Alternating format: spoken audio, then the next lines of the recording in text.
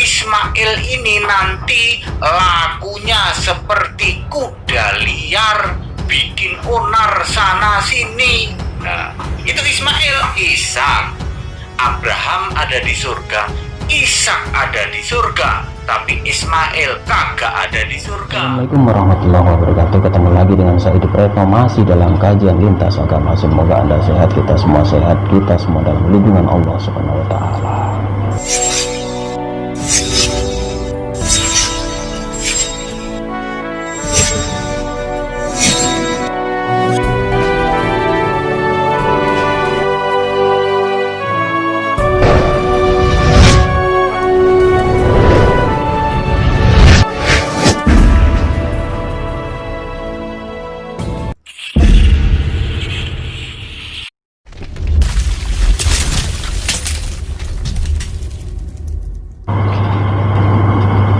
Seperti yang sudah saya tampilkan di depan tadi, itu adalah pendapat dari seorang pendeta yang bernama Pendeta Henry Tanggianta. Pendeta ini mengatakan bahwa Nabi Ismail tidak masuk surga. Pendeta satu ini sangat konyol sekali, pendapatnya ngawur. Tanpa Nabi Ismail dia katakan seperti kuda liar. Nyebut aja udah salah. Di sana tidak disebut kuda liar, Pak, tetapi keledai liar. Kalau Anda bisa baca itu betul kan, dia mengatakan Ibrahim atau Bapak Ismail ini lakunya keledai, seperti keledai liar yang suka bikin onar dan sebagainya.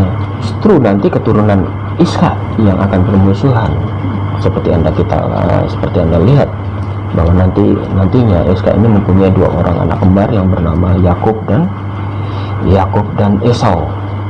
Anda lihat sendiri bagaimana kelakuan Yakub menipu kakaknya Esau hanya untuk memperebutkan hak kesulungan. Justru antara nantinya keturunan daripada Yakub ini saling bermusuhan. Bahkan 12 orang rasul, 12 orang keturunan Yakub pun, 12 orang Israel ini di kemudian hari akan saling bertentangan satu sama lain. Di mana nanti adiknya yaitu Yusuf malah dibuang di sumur. Kemudian di akhir cerita, setelah pelawatannya perebutan atau perjalanan Nabi Musa membebaskan tanah Kanaan, di mana nanti munculnya 12 orang Israel ini, bahkan 12 orang Israel ini dengan saudara terakhirnya yaitu suku Benyamin. Dalam kitab Anda itu nanti diceritakan bahwa suku Benyamin ini nanti akhirnya malah dihabiskan semuanya oleh 10 atau 11 saudaranya, saling bermusuhan. Suku adiknya sendiri yaitu suku Benyamin dihabiskan, mulai anak-anak, perempuan, orang tua habis total, dibasmi hanya gara-gara memperebutkan seorang perempuan. Anda bisa baca di dalam kitab Anda. Karena seorang suku Benyamin itu memperkosa gundik daripada seorang istri dari Bani suku Lewi. Kemudian Gundi ini akhirnya sampai meninggal dunia. Maka mereka, saudaranya yaitu kakak-kakaknya sebelah suku itu, mereka akhirnya bersepakat untuk menyerang suku Benyamin.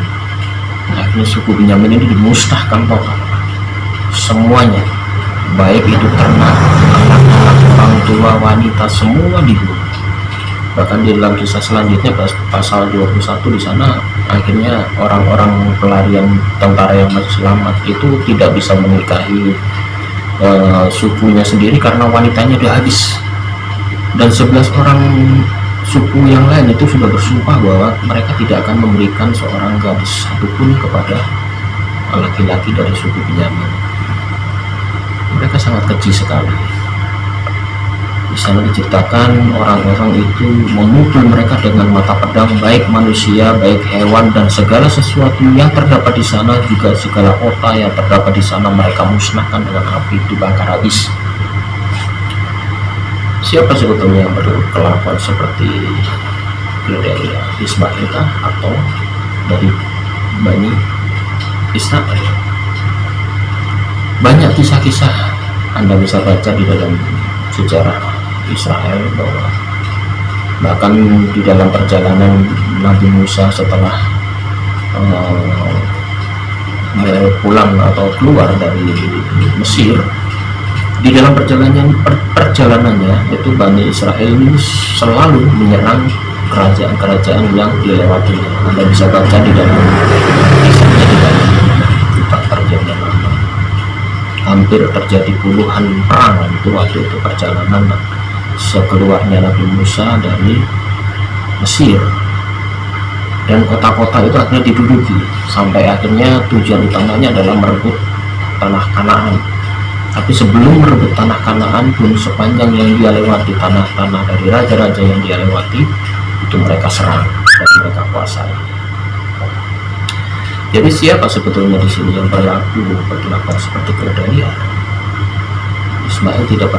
Bani Ismail tidak pernah diceritakan hal seperti itu. Justru Bani Israel yang sering melakukan kekejian di dalam peperangan dan sebagainya. Anda bisa baca kisah-kisahnya di dalam kitab Anda. Dan Bapak Indritan ini mungkin belum banyak membaca di kitab Perjanjian Lama kisah-kisah ini, sehingga dia menuduh Bani Ismail itu adalah Bani yang suka perang, bawa pedang dan sebagainya. Padahal tidak ada satu ayat pun semasa Ismail hidup pernah menyerang orang Israel, tidak pernah. Tadi sudah saya katakan bahkan keturunan Nabi Ismail itu akhirnya dikawin oleh Esau. Gitu untuk masalah kekejian orang-orang Israel. Anda bisa baca di dalam Hakim-Hakim pasal 20 dan 21.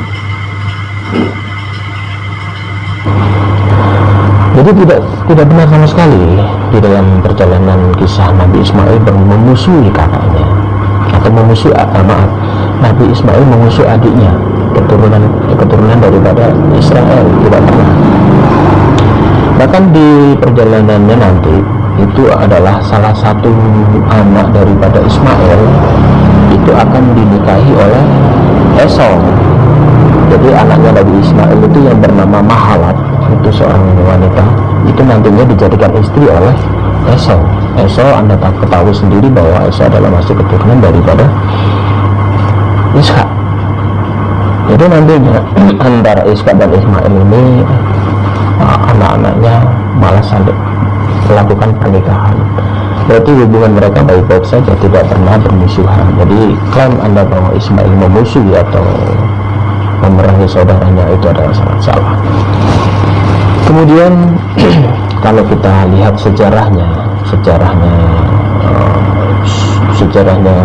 perjanjian, hingga munculnya perjanjian sunat, Anda bisa baca di dalam kisahnya, di dalam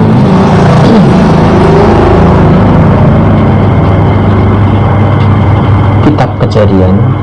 Anda bisa baca kisahnya di sana, bahwa bahkan Anda mengatakan sekiranya Ismail diperkenankan hidup, tidak hanya Ishak saja. Ini sangat tidak tepat ayat ini sebetulnya, karena di awal-awal di kitab Kejadian Allah mengadakan perjanjian dengan Nabi Ibrahim yang nanti turunnya adalah berupa sunat.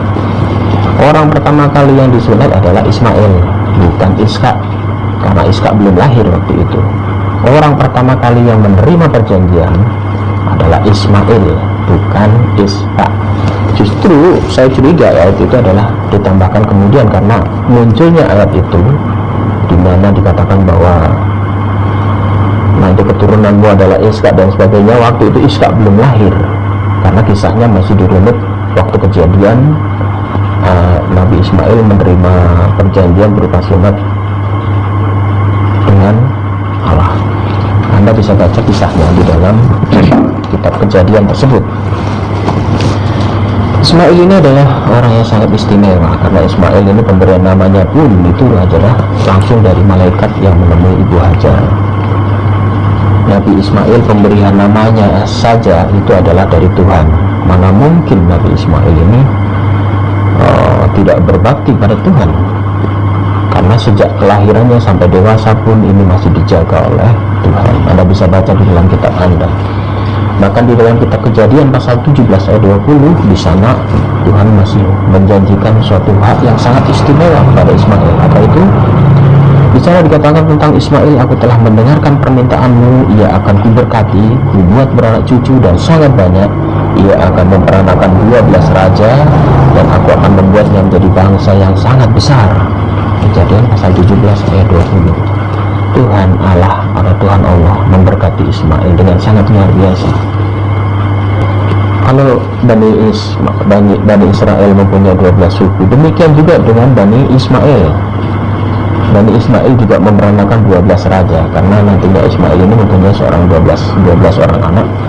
Sebetulnya Ismail juga mempunyai 13 orang anak, satu juga perempuan, tetapi dalam tradisi di Israel sama, keturunan itu yang dihitung adalah dari garis bapak. Jadi yang dari garis wanita itu tidak dihitung. Allah juga di dalam perjanjian lama mengatakan nantinya Nabi Ismail ini akan mewarisi juga, dijadikannya dia sebagai bangsa yang besar juga, dan melahirkan 12 bangsa-bangsa yang besar, dikatakan 12 raja-raja. Jadi tuduhan Henritan ini sangat ngawur, jadi tidak masuk akal sama sekali. Bahkan kalau tuduhannya Nabi Ismail ini melawan saudara-saudaranya juga tidak ada di dalam Alkitab. Coba tunjukkan ayatnya. Nabi Ismail memerangi mereka, tidak ada. Justru nantinya saudara-saudara mereka itu pertengkarannya itu malah sengit antara, saya katakan tadi, yaitu antara Esau dan Yakub. Di kemudian hari 12 suku Israel membasmi salah satu suku adiknya sendiri, yaitu suku Benyamin, dihabiskan total, saling bunuh sesamanya sendiri.